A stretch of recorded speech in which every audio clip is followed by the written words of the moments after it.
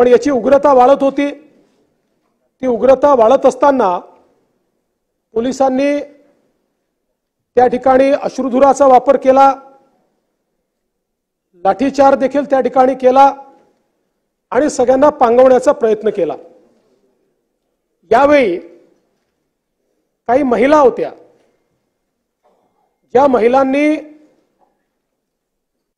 जिल्हाधिकारी कार्यालयामध्ये प्रवेश केला आणि मोठ्या प्रमाणात जिल्हाधिकारी कार्यालयात तोडफोड केली, काचा फोडल्या, त्या ठिकाणचे खुर्च्या फेकल्या, जिल्हाधिकाऱ्याच्या फायली फेकल्या। परंतु जिल्हाधिकाऱ्याने देखील अतिशय संयमाने कोणाशी दुर्व्यवहार न करता त्या ठिकाणी सगळी परिस्थिती हाताळली। आणि यानंतर ज्यावेळी बाहेरून कुमक आली, SRPF आपण आणली, त्यानंतर मात्र सगळा जमाव शांत झाला आणि या संदर्भात एक प्रकारे शांतता प्रस्थापित झाली। या दरम्यान कुठले कुठले गुन्हे दाखल झाले हे आपण स्वतः वाचून दाखवले आहेत, त्यामुळे मी पुन्हा वाचून दाखवणार नाही। पण एकूण जे काही दगडफेक करणारे, जाळपोळ करणारे आहेत, यातल्या 51 लोकांना त्या ठिकाणी पोलिसांनी ताब्यात घेतलं। यामध्ये 42 पुरुष, 3 महिला आणि 6 विधी संघर्षित बालकांचा समावेश होता। या 43 पुरुषांना 3 गुन्ह्यांमध्ये अटक करण्यात आली। महिला आणि बालकांना अटक करण्यात आली नाही। महिलांना नोटीस देण्यात आली आणि घरी सोडून देण्यात आलं, त्यांच्यावर कुठलीही कारवाई या ठिकाणी करण्यात आली नाही। साधारणपणे हे जे काही अटक सत्र आहे हे 6 वाजेपर्यंत चालू होतं। 6 वाजेनंतर कुठलंही अटक सत्र या ठिकाणी करण्यात आलं नाही। आणि या अटक सत्राच्या दरम्यान साधारणपणे जे लोक या ठिकाणी व्हिडिओ फुटेज मध्ये तोडफोड करताना दिसत आहेत, कोणालाही मास्क वगैरे काही नाहीये, चेहरे सगळ्यांचे खुले आहेत आणि खुल्या चेहऱ्याने त्या ठिकाणी लाठ्या काठ्या घेऊन गाड्यांची तोडफोड करतायत, दुकानांची तोडफोड करतायत।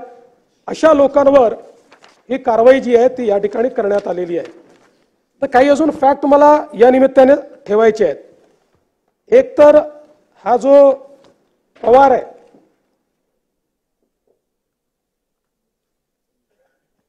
जो काही आरोपी आहे, हा आरोपी मनोरुग्ण आहे।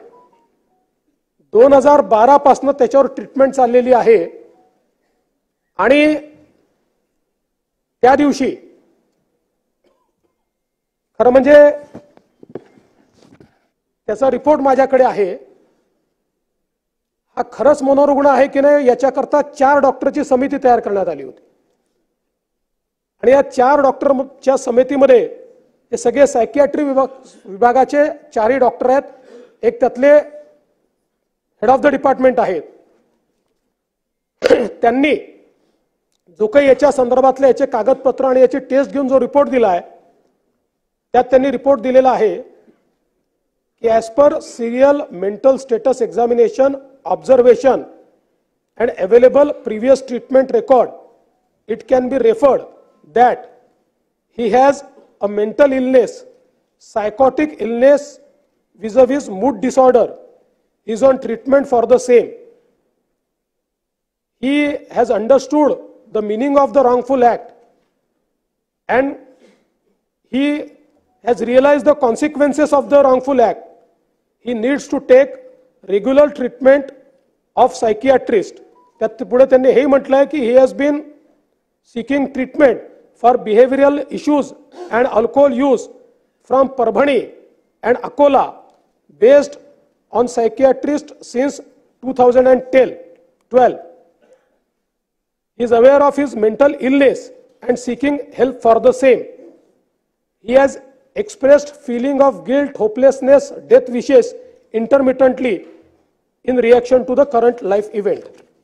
त्यामुळे मुळातच पहिल्यांदा तर मी या ठिकाणी सांगू इच्छितो की ही जी काही एक कॉन्स्पिरसी थिअरी तयार करण्यात येते की सकल हिंदू समाजाचा मोर्चा झाला आणि मग त्या मोर्चात काहीतरी संविधानाच्या विरुद्ध बोललं गेलं आणि मग त्याच्यातनं अशा प्रकारची घटना झाली, म्हणून ते देखील या ठिकाणी स्पष्ट झालं पाहिजे। सकल हिंदू समाजाचा मोर्चा झाला होता 11:10 ते 12:35. आणि या मोर्चामध्ये कोण होत त्याच दिवशी, त्याच्यानंतर 5 तासांनी घटना झाली आहे. हा जो व्यक्ती आहे हा या मोर्चात नाही, हा आपल्या बहिणीच्या घरून तिथे आलाय. आणि या मोर्चामध्ये कोण कोण उपस्थित होते? आमदार राहुल पाटील आपण उपस्थित होतात, स्वतः राहुल पाटील उपस्थित होते, आपले उबाठा आपल्या शिंदे गटाचे आनंद भरोसे, सुभाष जावळे, मराठा समन्वयक उपस्थित होते. याच्यामध्ये केवळ राहुल पाटील या ठिकाणी सांगतील, याच्यामध्ये केवळ आणि केवळ बांगलादेशातल्या हिंदूंच्या संदर्भात,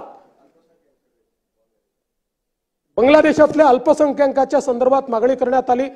कुठल्याही राजकीय नेत्याने त्या ठिकाणी भाषण केलं नाही, केवळ साधू संतांनी भाषण केलं. भारताच्या संविधानाच्या संदर्भात एक शब्द देखील त्याच्यामध्ये बोलण्यात आला नाही. सर्व पक्षीय लोक त्या ठिकाणी होते. त्यामुळे ही कॉन्स्पिरसी थिअरी तयार करणं म्हणजे एक प्रकारे समाजात तेढ निर्माण करण्याचा प्रयत्न करणं आहे. ही कुठेही हिंदू विरुद्ध दलित अशा प्रकारची दंगल नाही. आणि हे जे काही संविधान भारताचं आहे हे आपल्या सगळ्यांचं आहे.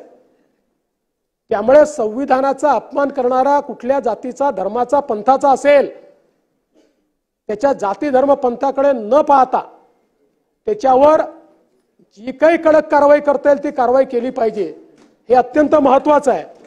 आणि म्हणून या संदर्भात पहिल्यांदा तर ही कारवाई कुठल्याही जाती द्वेषातनं तयार झालेली नाही, कुठल्याही कॉन्स्पिरसीतनं अशा प्रकारे घटना घडलेली नाही. तर एका मनोरुग्णाने अशा प्रकारची घटना करून एक प्रकारे शहराचं स्वास्थ्य पूर्ण खराब केलेलं आहे. आता याच्यामध्ये एक अजून डिफरन्सिएशन केलं पाहिजे की या ठिकाणी बहुतांश आंदोलक, बहुतांश हे शांततेने आंदोलन करत होते.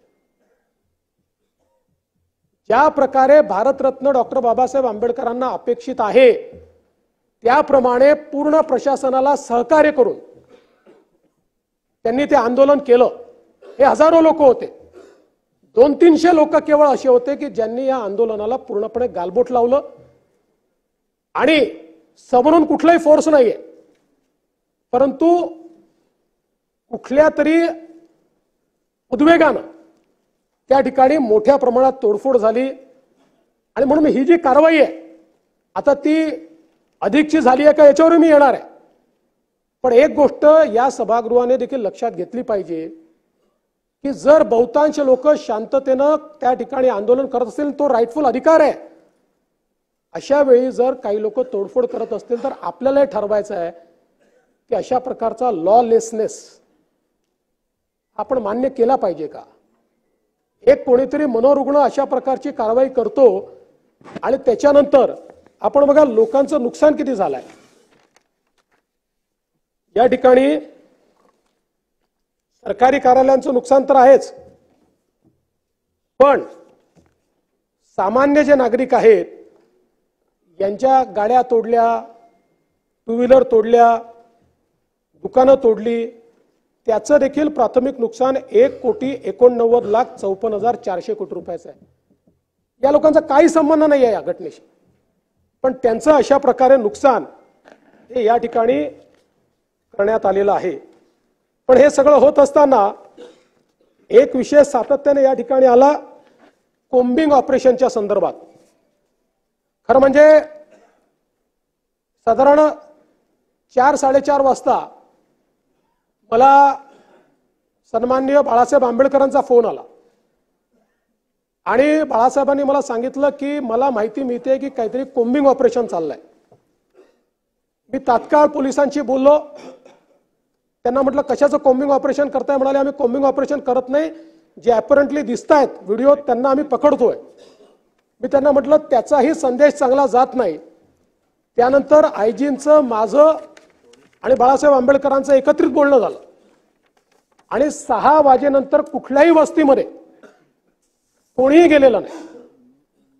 6 वाजेनंतर कोणाला अटक देखील केलेली नाही. त्याच्यामुळे अशा प्रकारचं कोम्बिंग ऑपरेशन करण्यात आलंय. हे काही योग्य नाही किंवा हे वस्तुस्थितीला धरून नाही। मात्र यामध्ये एक तक्रार ही आलेली आहे की पोलीस निरीक्षक अशोक घोरबांड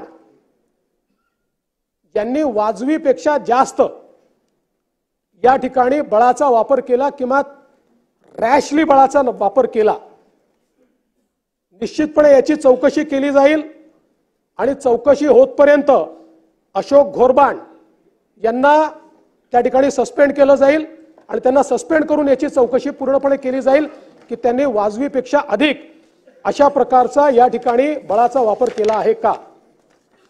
दुसरा एक मुद्दा या ठिकाणी आला, वत्सलाबाई मानवते या महिलेला मारहाण करण्यात आली। मुळामध्ये ही जर घटना आपण बघितली तर या ज्या आमच्या भगिनी आहेत वत्सलाबाई या हायपर ॲग्रेसिव्ह होत्या आणि त्या ॲग्रेशन मध्ये त्यांनी आपल्या एका महिला कॉन्स्टेबलवर हल्ला केला। त्याचे सर्व साक्षी पुरावे आहेत आणि त्या महिला कॉन्स्टेबल ऍडमिट आहेत आणि त्याही मागासवर्गीय भटक्या विमुक्त आहेत। म्हणजे आपण पोलिसांची जात पाहत नाही।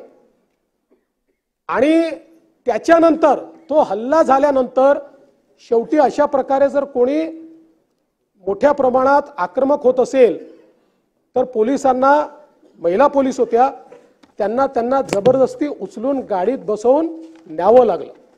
कारण पोलिसांवरच जर हल्ला झाला तर पोलिसांनी इतरांची सुरक्षा कशी करायची आणि म्हणून या संदर्भात निश्चितपणे मला असं वाटतं की ही जी काही बाब आहे ती अत्यंत महत्त्वाची आहे। यासोबत जो काही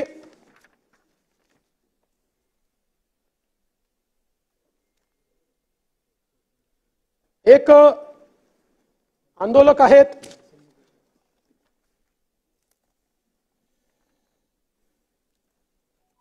सोमनाथ व्यंकट सूर्यवंशी, हे सोमनाथ व्यंकट सूर्यवंशी जे आहेत हे लॉचं शिक्षण घेत होते। साधारण मूळ हे लातूर जिल्ह्यातले आहेत। त्या ठिकाणी त्यांचा परिवार आहे, पुण्यामध्ये आले, मग परभणीमध्ये शिक्षण घेत आहेत। यांच्या सूर्यवंशींच्या संदर्भात वस्तुस्थिती अशी आहे की ज्यावेळी सगळी जाळपोळ चालू होती त्यावेळी जाळपोळीच्या व्हिडिओमध्ये जी मंडळी दिसतात त्यांना अटक करण्यात आली, त्यात सूर्यवंशींना अटक करण्यात आली होती। त्यानंतर 2 वेळा मॅजिस्ट्रेट पुढे त्यांना उभं करण्यात आलं। मॅजिस्ट्रेटने लिहिलेलं माझ्याकडे जो काही ऑर्डर पास करतात त्या ऑर्डरची कॉपी आहे ती मी आपल्याला देतो। दोन्ही वेळा मॅजिस्ट्रेटने त्यांना क्लिअर कट विचारलेलं आहे की पोलिसांनी कुठला 3rd डिग्रीचा वापर केला आहे का, पोलिसांनी तुम्हाला मारहाण केली आहे का। त्यांनी सांगितलं कुठली मारहाण मला झालेली नाही। ते पूर्ण वेळ पोलीस कस्टडीत असतानाचे व्हिडिओ फुटेज उपलब्ध आहेत, अनएडिटेड 100%। त्या पूर्ण व्हिडिओ फुटेजमध्ये कुठेही त्यांना मारहाण केल्याचं दिसत नाही। आणि आपण पोस्टमॉर्टम रिपोर्टचं पहिलं पान सगळ्यांनी वाचलं, पण त्यासोबत त्यांची जी मेडिकल एक्झामिनेशन आहे त्या मेडिकल एक्झामिनेशन मध्ये लिहिलेलं आहे की त्यांना COPD म्हणजे श्वसनाचा दुर्धर आजार आहे आणि ब्रेथलेसनेस आहे असं त्यांच्या मेडिकल एक्झामिनेशन मध्ये लिहिलेलं आहे। दुसरं, त्यांच्या मेडिकल एक्झामिनेशन मध्ये त्यांच्या ज्या जुना जखमा आहेत त्याचा देखील उल्लेख आहे। त्यांचा इथला बोन तुटलेला होता, तो जुना होता, त्यांनी सांगितलं त्याचा देखील उल्लेख हा त्याच्यामध्ये आहे।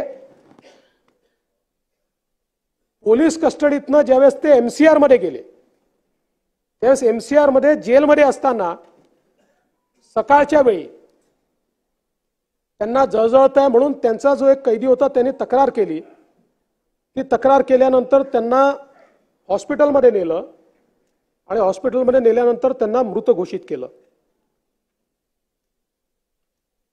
या संपूर्ण प्रकरणामध्ये अनेक शंका या तयार झालेल्या आहेत।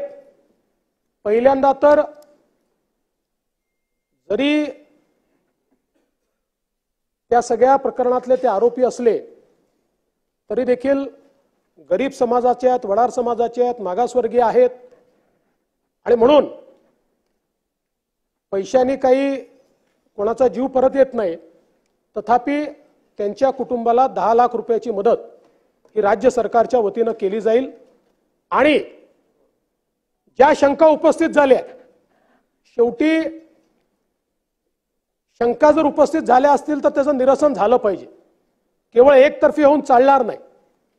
आणि म्हणून या सगळ्या प्रकरणाची न्यायालयीन चौकशी ही केली जाईल। आणि ही करत असताना नानाभाऊ आपल्यालाही सांगतो आणि नितीन राऊत साहेब आपल्यालाही सांगतो, 1998 नंतर माननीय उच्च न्यायालयाने निर्णय घेतला की न्यायालयीन चौकशी करता आम्ही सिटिंग जज देणार नाही। आपण त्यांना पत्र पाठवतो, ते रिटायर्ड जजची नावं पाठवतात, त्याच्यावरच आपण न्यायालयीन चौकशी करतो। तशा प्रकारे जे काही संशय याच्यात तयार झालेले आहेत त्या संशयाच्या संदर्भातली न्यायालयीन चौकशी ही निश्चितपणे केली जाईल। माझी या माध्यमातनं सगळ्यांना अपील आहे की काही लोकांना असं वाटतं की या राज्यामध्ये कायदा सुव्यवस्था राहू नये।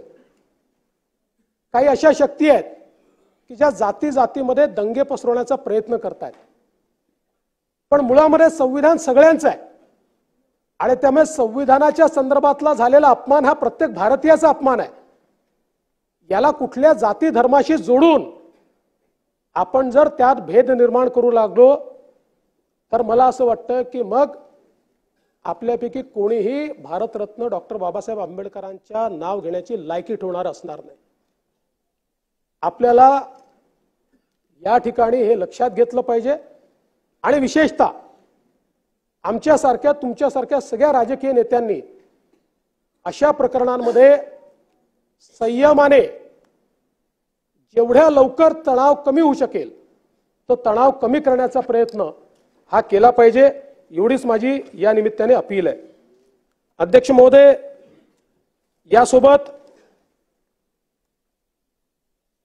बीडमध्ये जे प्रकरण मसाजोगला या ठिकाणी झालं,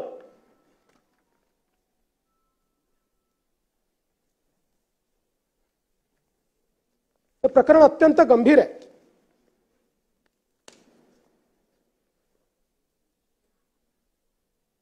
यातनं खरं म्हणजे एक केवळ संतोष अण्णा देशमुख यांची निगृण हत्या करण्यात आली इथपर्यंत हे प्रकरण मर्यादित नाही।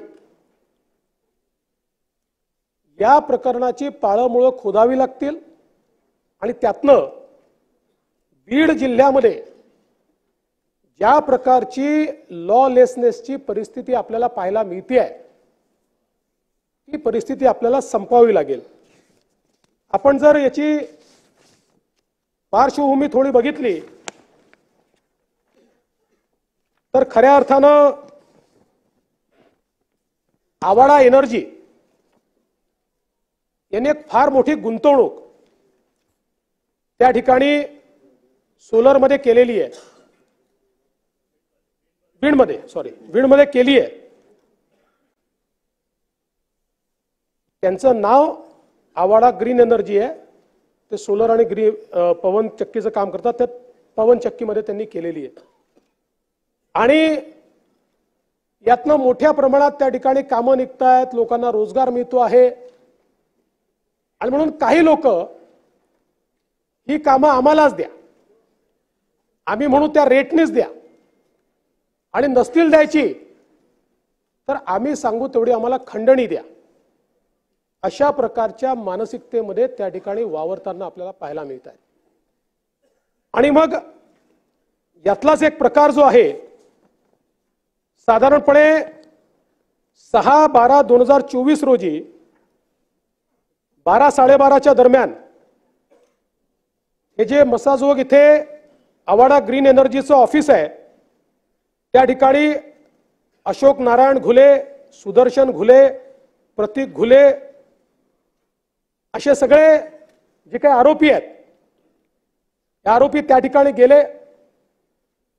पहिल्यांदा त्यांनी तिथला जो वॉचमन आहे अमरदीप भगवान सोनवणे याला शिवीगाळ आणि मारहाण केली। त्यानंतर तिथले senior manager project manager Shivajirao Thopte हे त्या ठिकाणी आले, त्यांना देखील त्यांनी मारहाण केली। आणि मारहाण चालू असताना साहजिक त्यांनी तिथले जे सरपंच आहेत संतोष अण्णा देशमुख यांना फोन केला की अशा प्रकारे हे येऊन मारहाण करतायत आणि हे गुले जे आहेत हे बाजूच्या गावचे आहेत आणि त्यामुळे साहजिकच बाजूच्या गावचे लोक येऊन आमच्याकडे अशा प्रकारची मारहाण करतात म्हणून ते त्या ठिकाणी आले। आणि त्या ठिकाणी आल्यानंतर तिथे थोडी मारहाण झाली आणि अर्थातच देशमुखांसोबत देखील अनेक लोक आले होते। त्यांनी एक प्रकारे हे येऊन इथे जर दादागिरी करत असतील तर यांना धडा शिकवला पाहिजे या हिशोबाने त्यांना थोडा चोप दिला आणि त्याचा व्हिडिओ देखील मोठ्या प्रमाणात व्हायरल झाला की कशा प्रकारे हे गुले वगैरे दादागिरी करत होते आणि कशा प्रकारे त्यांना मार खावा लागला अशा प्रकारचा एक व्हिडिओ व्हायरल झाला। आणि त्यानंतर आपल्याला कल्पना आहे की साधारणपणे 9 तारखेला 9/12/2024 ला संतोष अण्णा हे 4 चाकी वाहनातनं त्या ठिकाणी आपल्या गावी परत जात होते। एकटेच होते, कोणीच नव्हतं सोबत। पेट्रोल पंपावर थांबले, तिथे त्यांचे आत्ते भाऊ आहेत ते त्यांना दिसले। त्यांनी त्यांना बोलवलं की चल माझ्यासोबत। ते ड्रायव्हिंग सीटवर बसले, हे बाजूच्या जागेवर बसले आणि हे त्या ठिकाणून निघाले। ज्यावेळी ते निघाले त्यावेळी टोल नाक्याजवळ काळ्या रंगाची एक स्कॉर्पिओ आणि त्याच्या मागे एक अजून गाडी, अशा या गाड्या त्या ठिकाणी त्यांची वाट पाहत होत्या। यांची गाडी टोलवरनं थोडी वेगाने निघाली, मग त्यांनी त्यांना इंटरसेप्ट केलं। इंटरसेप्ट केल्यानंतर पहिल्यांदा ड्रायव्हर साईडची काच फोडली। त्यांना असं वाटलं की संतोष अण्णा या बाजूलाच बसले आहेत, पण त्यांच्या लक्षात आलं की तिकडे दुसरं कोणी बसलाय। पुन्हा दुसऱ्या बाजूला गेले, त्या ठिकाणी ती काच फोडली, त्यांना बाहेर काढलं आणि बाहेर काढल्यानंतर त्यांना या स्कॉर्पिओ गाडीमध्ये टाकलं आणि बराच वेळ पहिल्यांदा त्या गाडीमध्येच त्यांना मारहाण करत होते। अशा प्रकारचं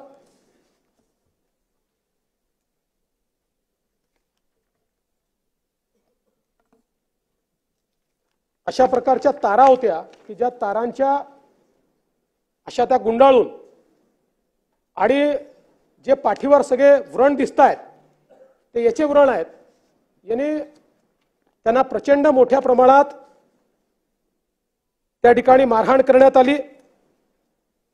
त्याच्यानंतर पुढे त्यांना उतरवून मारहाण करण्यात आली आणि ज्यावेळी असं लक्षात आलं की आता हे जिवंत नाहीत त्यावेळी त्यांना सोडून हे सगळे लोक पळाले।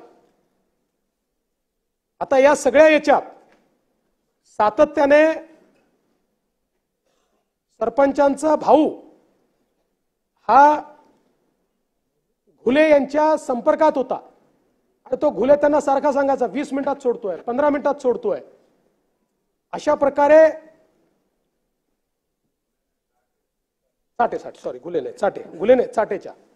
चाटेंच्या आजो माणिक जयराम माणिक चाटे, विष्णू महादेव चाटे 45 वर्षीय विष्णू महादेव चाटेच्या संपर्कात होता। तो सारखा सांगायचा सोडतोय, पण त्यांनी त्यांना काही सोडलं नाही। प्रचंड मारहाण त्यांना त्या ठिकाणी करण्यात आली आणि त्या मारहाणीमध्ये त्यांचा मृत्यू त्या ठिकाणी झाला। अतिशय दुर्दैवी अशा प्रकारचा मृत्यू आहे। यात एकच फक्त सुरेश अण्णांनी या ठिकाणी जो मुद्दा मांडला, कारण काही गोष्टी या रेकॉर्डवर ठीक असल्या पाहिजे म्हणून सांगतो की हा जो काही मुद्दा समोर आलेला आहे की त्यांचे डोळे वगैरे जाळण्यात आले, ही वस्तुस्थिती नाही आहे। त्यांच्या डोळ्यावर मारण्यात आलेला आहे। पण डोळे जाळण्यात आलेले नाहीयेत. पण जो काही त्यांची हत्या झालेली आहे अतिशय निगृढ अशा प्रकारची ही हत्या झालेली आहे. आणि याच वेळी खरं म्हणजे काही प्रश्न उपस्थित झाले की ही 6 तारखेची घटना झाली. या 6 तारखेच्या घटनेवर एट्रॉसिटी हा उशिरा का दाखल करण्यात आला. त्याचं प्रामुख्याने कारण असं होतं की 6 तारखेच्या घटनेची जी फिर्याद आहे ही फिर्याद प्रोजेक्ट इंजिनियर शिवाजी थोपटेंनी दिली होती. आणि त्यावेळी त्यांनी स्वतःला मारहाण कशी झाली या संदर्भातली फिर्याद दिल्यामुळे तिथे अॅट्रॉसिटी अट्रॅक्ट झाला नाही. 4 दिवसांनी ज्यावेळेस त्यांनी ॲडिशनल फिर्याद अमरदीप सोनवणेची दिली. अमरदीप सोनवणे हे मागासवर्गीय असल्यामुळे त्या फिर्यादीवर अॅट्रॉसिटी त्या ठिकाणी लागू करण्यात आली. याच दरम्यान एक अजून वस्तुस्थिती आपल्या लक्षात आली आहे ती म्हणजे 29/11/2024 रोजी ही एक केस पोलीस ठाण्यात फिर्याद आहे की ज्या फिर्यादीमध्ये असं म्हटलंय की सुनील केंदू शिंदे हे मस्साजोग येथील आवादा एनर्जी प्रकल्पाच्या कार्यालयात हजर असताना त्यांचा मोबाईल क्रमांक जो काही असेल वर विष्णू चाटे याच्या मोबाईल क्रमांक जो काही असेल यावरून वाल्मिक कराड याने प्रकल्पाचे काम बंद करण्याबाबतची धमकी दिली. तसेच दुपारी 14:30 सुदर्शन घुले याने कार्यालयात येऊन काम बंद करण्याबाबत धमकी दिली. व काही दिवसापूर्वी Shivaji Thopte project senior manager यांना वाल्मिक कराड याने परळी येथे बोलवून आवादा कंपनीचे काम बंद करा अन्यथा 2 करोड रुपये देऊन काम चालू ठेवा असे सांगितले. व वेळोवेळी विविध लोकांचे मोबाईलवरून प्रत्यक्ष अप्रत्यक्षरित्या प्रकल्पाचे काम बंद न ठेवल्यास मारहाण करण्याच्या व जीवे मारण्याच्या धमक्या दिल्या. हा गुन्हा आधी घडलेला आहे. त्यानंतर हा गुन्हा घडलेला आहे. मात्र या संपूर्ण प्रकरणामध्ये या दोन्ही गुन्ह्यांचा काय संबंध आहे याची चौकशी आपण करतोय. मी या निमित्ताने या सभागृहाला आश्वस्त करू इच्छितो हा जो काही गुन्हा घडलाय याचा मास्टर माइंड कोणीही असला तरी त्याच्यावर कारवाई केलीच जाईल.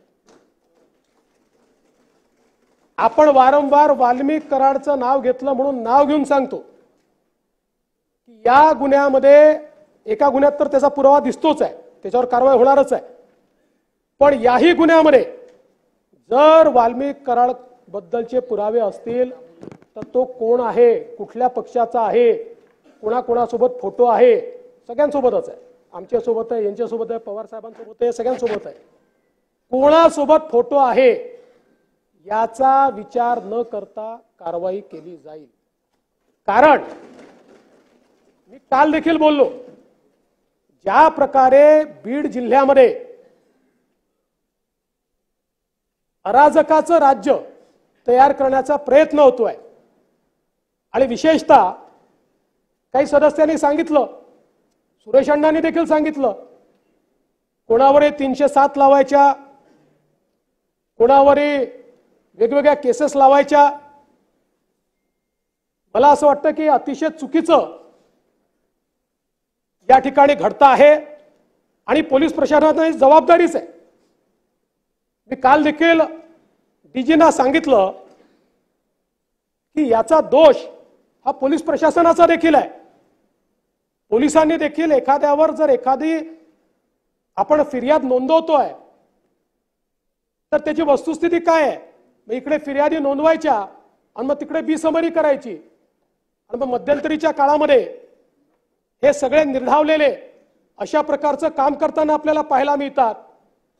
हे यापुढे सहन केलं जाणार नाही. मी या सभागृहाला आश्वस्त करतो या बीड जिल्ह्यामध्ये अशा प्रकारच्या क्रिमिनल ऍक्टिव्हिटी करणारे जे कोणी असतील यांची पाळंमुळं आम्ही खणून काढू आणि यांच्यावर तर मी सांगितलेलं आहे कारण सगळ्यांवर गुन्हे आहेत त्यामुळे 302 वगैरे सगळं तर लागेलच. पण सोबत यांच्या सोबत काम करणारे जेवढे लोक आहेत वेगवेगळ्या गुन्ह्यांमध्ये, हे सगळे एकत्रितपणे मकोकाच्या गुन्ह्याला पात्र होतात. त्यामुळे यांच्यावर मकोका देखील या ठिकाणी लावण्यात येईल. दुरान्वयानेही जे जे लोक या गुन्ह्यामध्ये प्रत्यक्षपणे किंवा या गुन्ह्याला एड करतायत, अशा प्रकारचं निष्पन्न झालं, त्यांनाही संघटित गुन्हेगारीचा भाग समजून त्यांनाही मोकामध्ये टाकण्यात येईल. आणि बीड जिल्ह्यामध्ये वाळू माफिया, बीड जिल्ह्यामध्ये या ठिकाणी वेगवेगळ्या उद्योगांना त्रास देणारे अशा प्रकारचे जे लोक आहेत, भूमाफिया पण असतील, एक मोहीम हातामध्ये घेऊन या सर्व लोकांवर संघटित गुन्हेगारीच्या अंतर्गत त्या ठिकाणी कारवाई करण्यात येईल. आणि हे जे सगळं प्रकरण आहे, या प्रकरणामध्ये दोन प्रकारची चौकशी आम्ही करणार आहोत. एक आयजी लेवल अधिकारी यांच्या अंतर्गत एसआयटी तयार केलेली आहे. ती एसआयटी या प्रकरणाची पूर्ण चौकशी करेल. आणि दुसरीकडे, कारण शेवटी एसआयटी चौकशी करताना गुन्ह्याच्या अनुषंगाने करते, इकोसिस्टीमच्या अनुषंगाने चौकशी झाली पाहिजे, म्हणून न्यायालयीन चौकशी देखील या संपूर्ण प्रकरणाची या ठिकाणी केली जाईल. टाइमलाईन आपण साधारणपणे 3 ते 6 महिन्यात पूर्ण करू. 3 ते 6 महिन्यात. आणि स्वर्गीय संतोष देशमुख जे आहेत, यांच्यासारखा एक युवा सरपंच, खरं म्हणजे मी मगाशी देखील बोललो, कोणाच्या जीवाचं मोल आपण पैशाने करू शकत नाही. तथापि एक छोटीशी मदत म्हणून त्यांच्या परिवाराला 10 लाख रुपयाची मदत ही राज्य सरकारच्या वतीनं करण्यात येईल. आणि या संपूर्ण प्रकरणाची गंभीरता आणि त्यासोबत या ठिकाणी जी प्रकरणं बाहेर येत आहेत, या सगळ्या प्रकरणांमध्ये कुठेतरी पोलीस प्रशासनाची कुचराई दिसत असल्यामुळे बीडच्या एसपींना ट्रान्सफर करण्याचा निर्णय हा या ठिकाणी मी घेतलेला आहे. महाजनांचा जो विषय पाटीलला तो ऑलरेडी आपण सस्पेंड केलाय, पण महाजनांच्या संदर्भात मी माहिती घेतली. बघा, चुकीच्या व्यक्तीवर कारवाई होऊ नये म्हणून मी तुम्हाला टाइमलाईन सांगतो. आणि ही जी टाइमलाईन आहे ही सगळी सीसीटीव्ही फुटेजमध्ये उपलब्ध आहे. 15:24 किडनॅपिंग झालं. 15:35 महाजन यांना मृतकाच्या भावाचा फोन आला. 15:43 सुदर्शन घुलेचं लोकेशन हे त्यांनी चिचोली माळी शिवारात असल्याचं महाजनांनी असर्टन केलं. 15:52 शासकीय आपलं वाहन त्या ठिकाणून रवाना झालेलं आहे. आणि त्या भागामध्ये, पूर्ण भागामध्ये स्वतः महाजन आपली टीम घेऊन फिरताना दिसत आहेत. 16:26 त्या ठिकाणी त्यांचं बोलणं हे शिवराज देशमुख म्हणजे जे त्यांचे आत्ते भाऊ आहेत, जे ड्रायव्हर होते, त्यांच्याशी झालेलं आहे. आणि 16:36 देखील त्यांचं टोल नाक्यावर लोकेशन दिसत आहे पूर्ण त्यांच्या टीम सहित. त्यामुळे या संपूर्ण केसमध्ये सर्वात क्विक रिस्पॉन्स जर कोणी दिला असेल तर हे जे काही पीए महाजन आहेत त्यांनी दिलेला आहे. आणि त्यांच्याबद्दल घरच्यांची देखील तक्रार नाही आहे. त्यामुळे चुकीच्या माणसावर कारवाई होऊ नये. बाकी इतरांनी ज्या वेगानं कारवाई करण्याची गरज होती ती कारवाई न केल्यामुळे आपण त्यांच्यावर कारवाई केलेली आहे. मी पुन्हा एकदा सभागृहाला आश्वस्त करू इच्छितो की कायदा आणि सुव्यवस्था ठेवणं ही सरकारची आणि आपल्या सगळ्यांची जबाबदारी आहे. कुठल्याही प्रकारे जातीय तणाव निर्माण होऊ नये, कुठल्याही प्रकारे या ठिकाणी कोणी कोणाला लुटताय, ओरबाडताय, खंडणी वसूल करताय, अशा प्रकारचे प्रकार घडू नयेत या दृष्टीनं पुढच्या काळामध्ये देखील पोलीस विभागाला तत्परतेनं कारवाई करण्याकरता या ठिकाणी सांगितलं जाईल।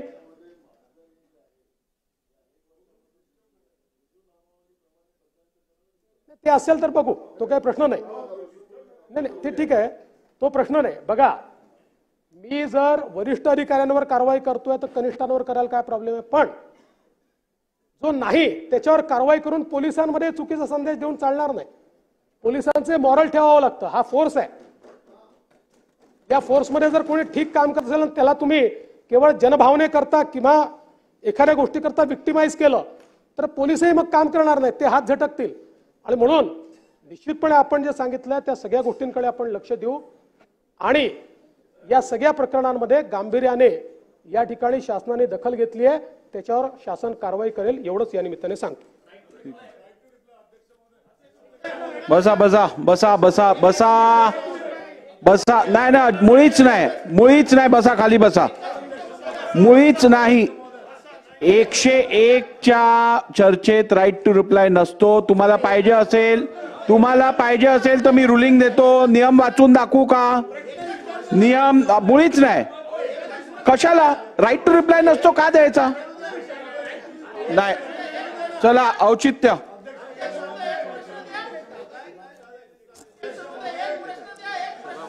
सभागृहात या विषयावर चर्चा झालेली आहे। आता सभागृहाने या प्रस्तावावर विचार केलेला आहे।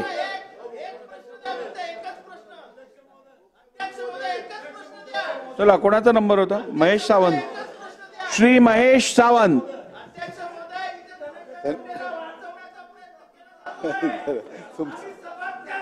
हो, नाही संपलं ना, अजून आहे। श्री महेश शिंदे, नाही संपलं ना अजून, अध्यक्ष महोदय। महेश सावंत अजून, महेश सावंत बोला। बसा बसा, शिंदे, महेश शिंदेजी बसा। नाही त्याला बोलायला तर मिळालं पाहिजे। श्री महेश सावंत, श्री महेश सावंत। धन्यवाद अध्यक्ष महोदय, आज ती मला संधी तुम्ही दिली औचित्याचा प्रश्न। माझ्या विभागातील साहेब 33-7 माडा अंतर्गत जे काही विकासक झाले, जवळजवळ 15 ते 20 इमारती गेले 10 ते 15 वर्षापासून वंचित झालेले आहेत। विकासकाच्या काही कारणामुळे काही विकासक जेलमध्ये गेले आहेत, काही विकासक आर्थिक बाजूमुळे कमजोर झालेले आहेत। अशामुळे जे माझे स्थानिक विभागातील रहिवासी आहेत ते घरापासून वंचित आहे। अध्यक्ष महाराज, तुम्हाला विनंती करतो, अभिमन्यू पवार आपल्या जागेवर बसा, सगळ्यांनी आपल्या जागेवर बसा। शासनाने यावरती एक वेगळी विशिष्ट अधिकारी नेमणूक करून त्यावरती लवकरात लवकर तोडगा काढून जे 10 ते 15 वर्ष या विभागातील रहिवासी घरापासून वंचित आहे त्यांना पुन्हा पूर्ववत त्या घरामध्ये आणण्यासाठी आपण सहकार्य करावं, असा मी औचित्याच्या मुद्द्यावरनं तुम्हाला या प्रश्नावरती लक्ष वेधतो। धन्यवाद। जय हिंद, जय महाराष्ट्र।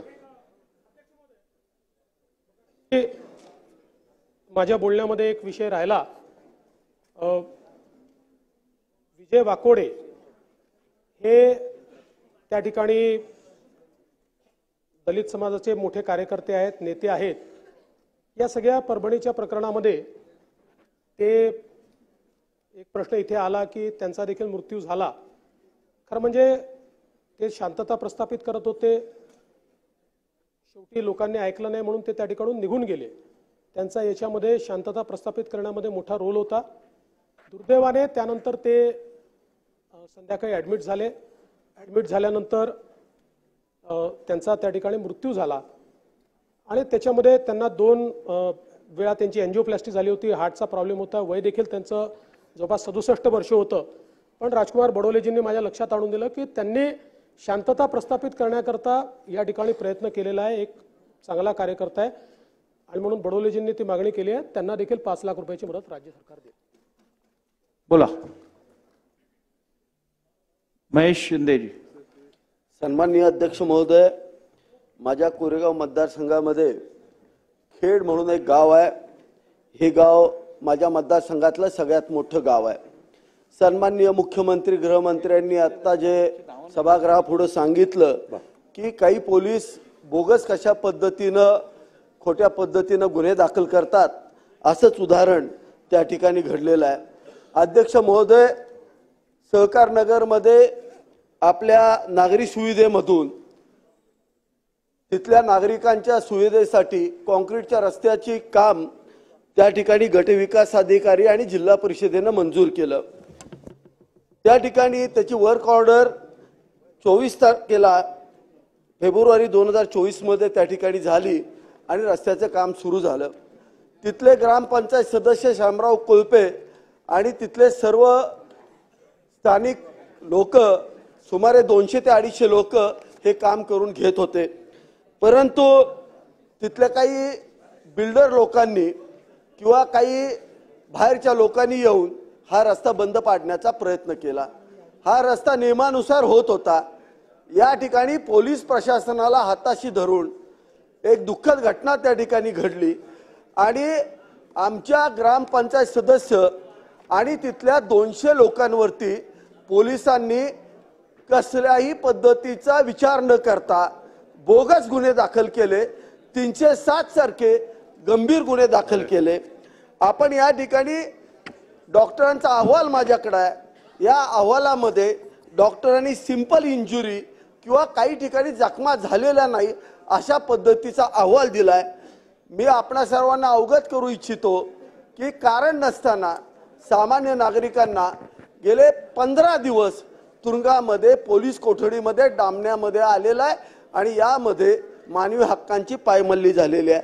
अशा पद्धतीनं जर आज लोकप्रतिनिधींना जर पोलीस या ठिकाणी जर ट्रीटमेंट देणार असतील, वागणूक देणार असतील, तर ही गंभीर गोष्ट आहे. शासनाने याची चौकशी करावी असं या औचित्याच्या मुद्द्याद्वारे मी आपल्या सर्वांना विनंती करतोय.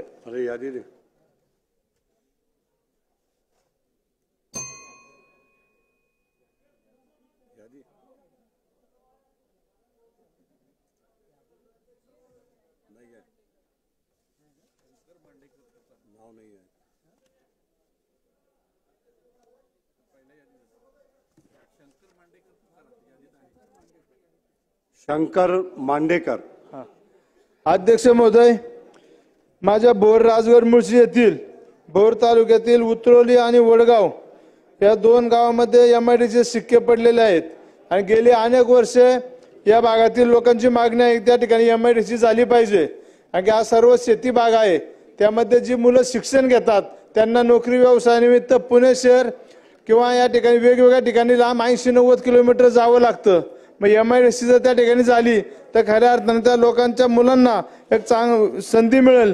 त्याचप्रमाणे माझी तुम्हाला विनंती आहे, त्या ठिकाणची जागा संपादित केलेली आहे, त्यावर शिक्के पडलेले आहेत, परंतु 92 पासून त्या ठिकाणी कुठली पुढची प्रक्रिया झालेली नाही. तर आपण त्यात लक्ष घालून तो प्रश्न मार्गी लावावा.